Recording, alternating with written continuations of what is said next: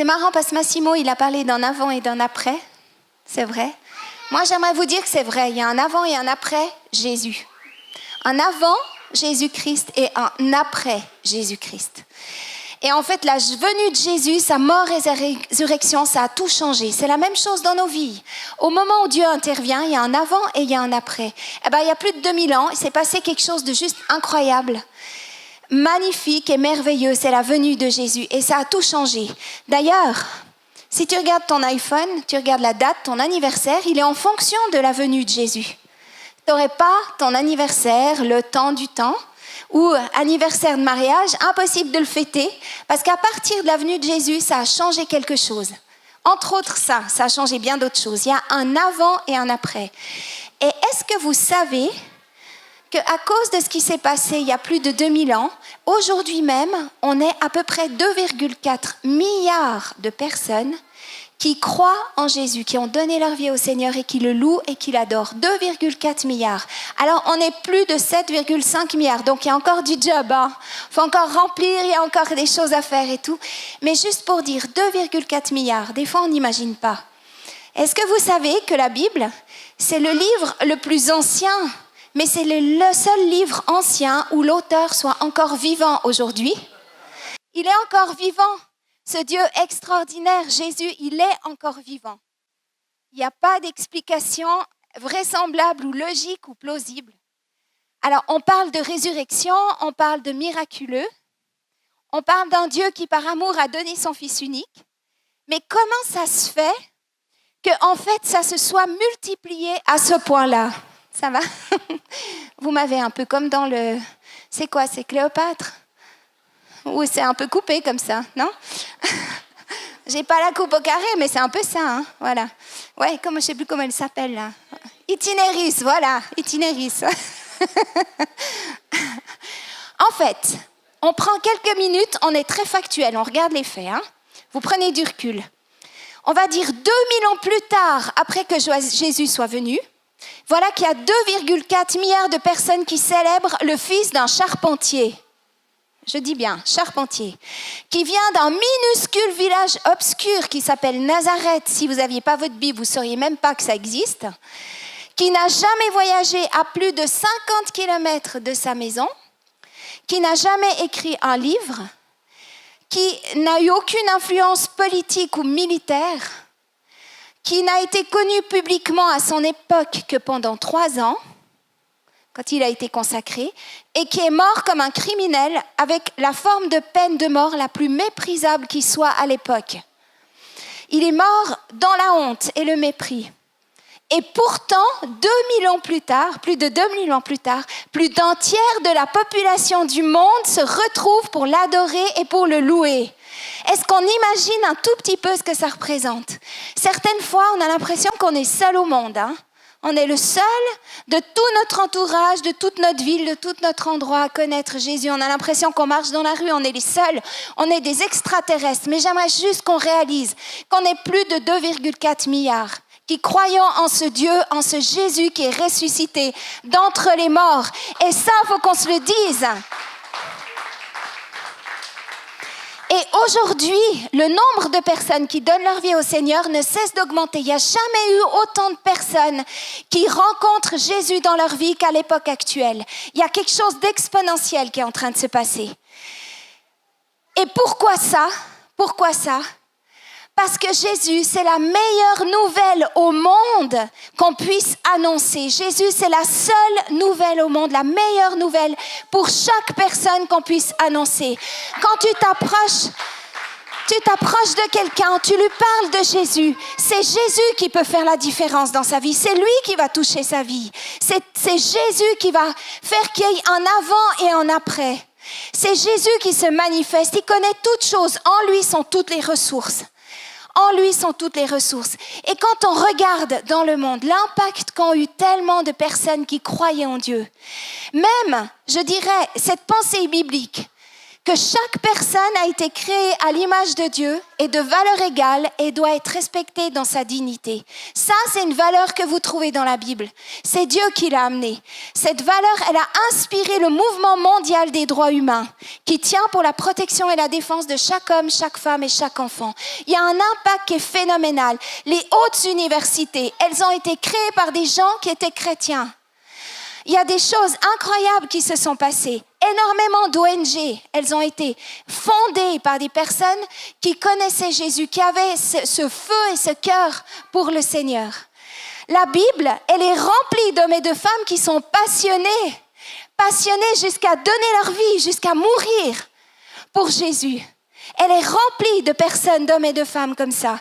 Et cet amour, cette passion, cette relation qu'on a avec un Dieu vivant qui nous aime, c'est ce qui te donne la force de te lever le matin, de relever des défis, d'affronter des obstacles, de transporter des montagnes, de leur ordonner de s'enlever de là et de partir ailleurs et de vivre au-delà de tes limites. C'est ce Jésus qui est venu il y a plus de 2000 ans, qui a transformé la terre, qui a changé le monde et qui, lui, peut changer et transformer notre vie.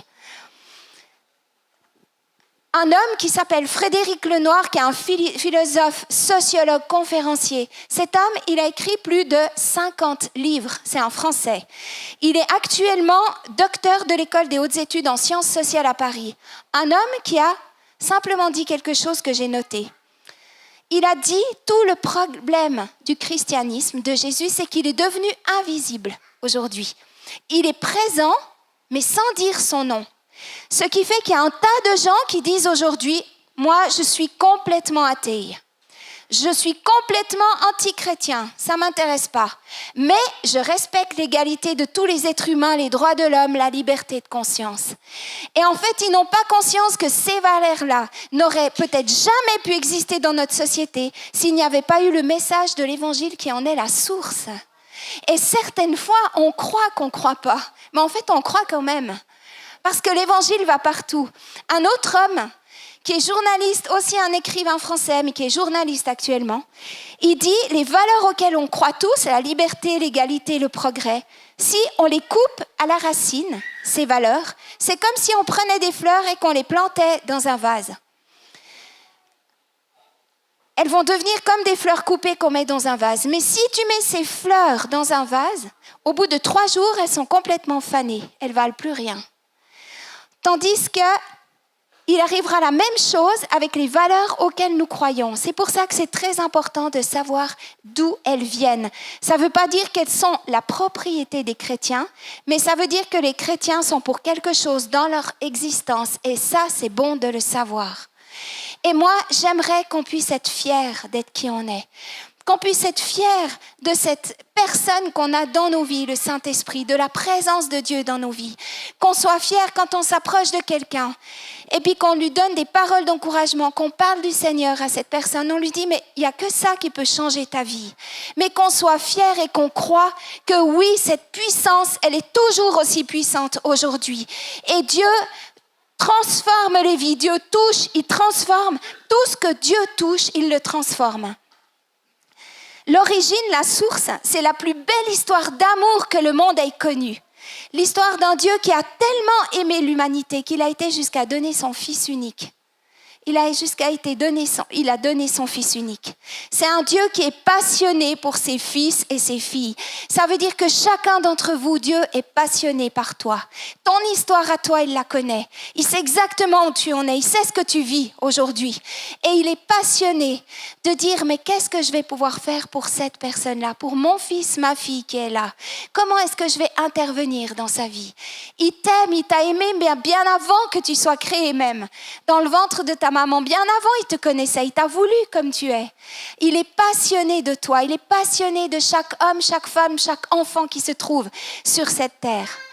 Et le fondement de tout ça, c'est la croix. C'est Jésus qui est mort et ressuscité pour nous. Ça, c'est le fondement. C'est le fondement de notre croyance ou de nos valeurs ou de ce qui fait notre foi. En fait, Jésus, il a été comme un paratonnerre. Il a attiré tout ce qui devait retomber sur nous. Il l'a attiré à lui. Il a porté ça. Il l'a crucifié à la croix, il est mort pour ça et il est ressuscité pour que tu sois justifié, pour que tu puisses vivre une vie qui vaille la peine d'être vécue. Une vie qui vaille la peine d'être vécue. Il a effacé l'acte qui était rédigé contre nous, cet acte. Il l'a cloué à la croix, c'est marqué dans la Bible. Il a cloué l'acte qui disait « Claire-Lise, impossible d'être sauvée, c'est pas possible, t'as trop péché. » Il l'a cloué à la croix et à la place, il m'a donné un acte neuf qui me dit « Maintenant toi, tu peux être ma fille bien-aimée. » Il transforme cet acte d'accusation que le diable avait contre chacun d'entre nous, contre un acte d'adoption où tu peux être son fils et sa fille. C'est impossible de vivre ou de recevoir un tel amour sans devenir passionné. C'est impossible. Moi, quand je vous vois là, je me dis, mais je pense que vous devez être comme des cocottes minutes. C'est pas possible autrement.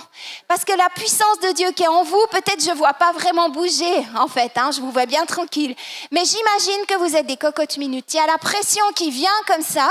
À un moment donné, d'un coup, le couvercle il va sauter. Et je pense qu'à plusieurs reprises, le couvercle il saute. Et vous débordez sur les personnes qui sont autour de vous.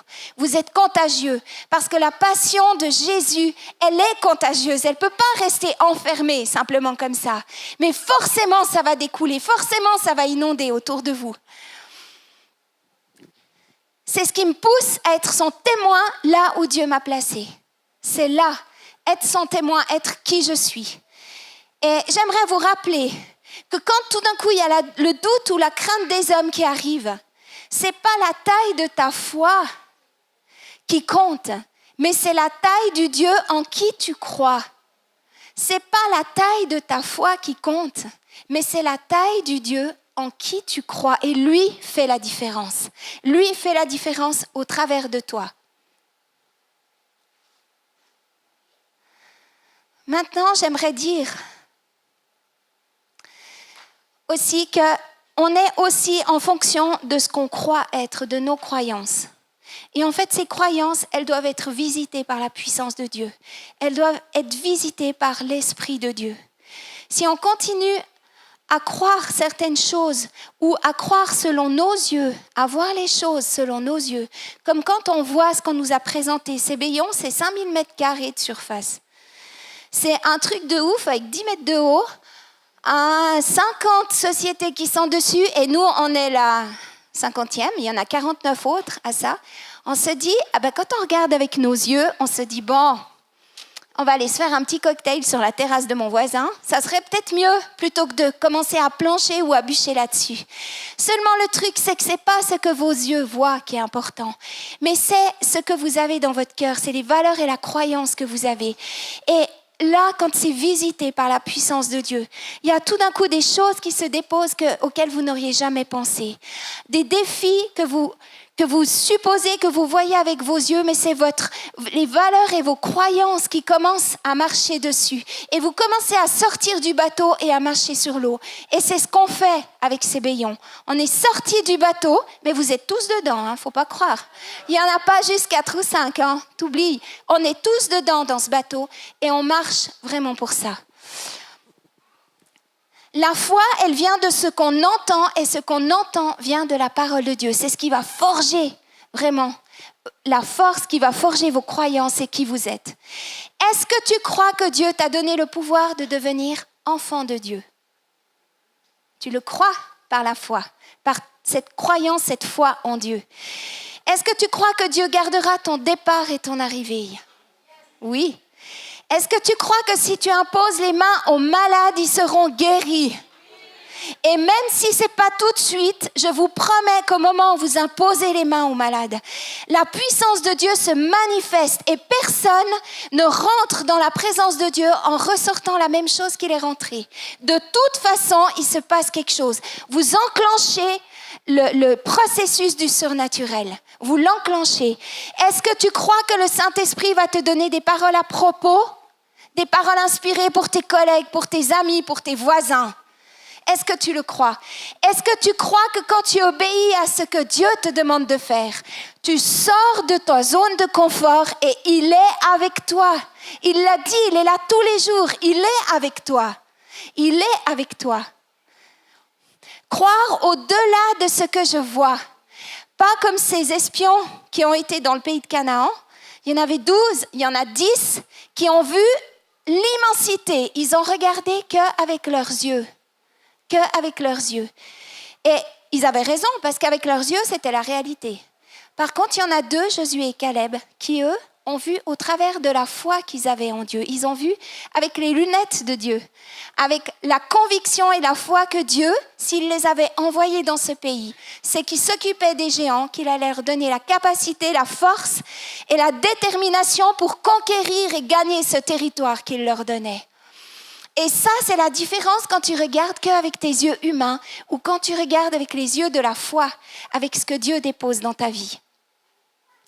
Et Caleb, il est dit qu'il était animé d'un autre esprit.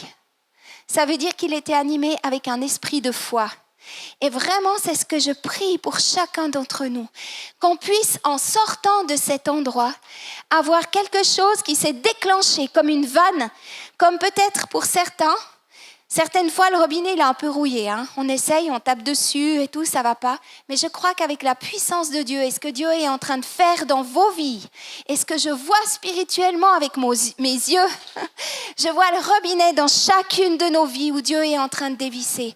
Il est en train d'ouvrir et il y a le débit qui est en train de venir. Et ce débit-là, c'est vraiment cette puissance de Dieu qui se manifeste, qui inonde vos cœurs, qui inonde vos pensées, qui inonde vos raisonnements, qui inonde vos limitations, nos limitations, les limites qu'on s'est forgées jusqu'à aujourd'hui, pour qu'en ressortant, vous soyez plus les mêmes. Et nous ne soyons plus les mêmes qu'en étant entrés ici. Et ça, je le vois. Donnons à Jésus, à celui qui est le chemin, la vérité et la vie, la place numéro 1 dans notre vie. Mettons-le à la place d'honneur, ce Jésus. Mettons-le à la place d'honneur. En principe, il y a quelqu'un qui devrait monter sur scène, là. Le groupe de louanges. Sauf s'ils ont été enlevés déjà, mais je ne crois pas, non?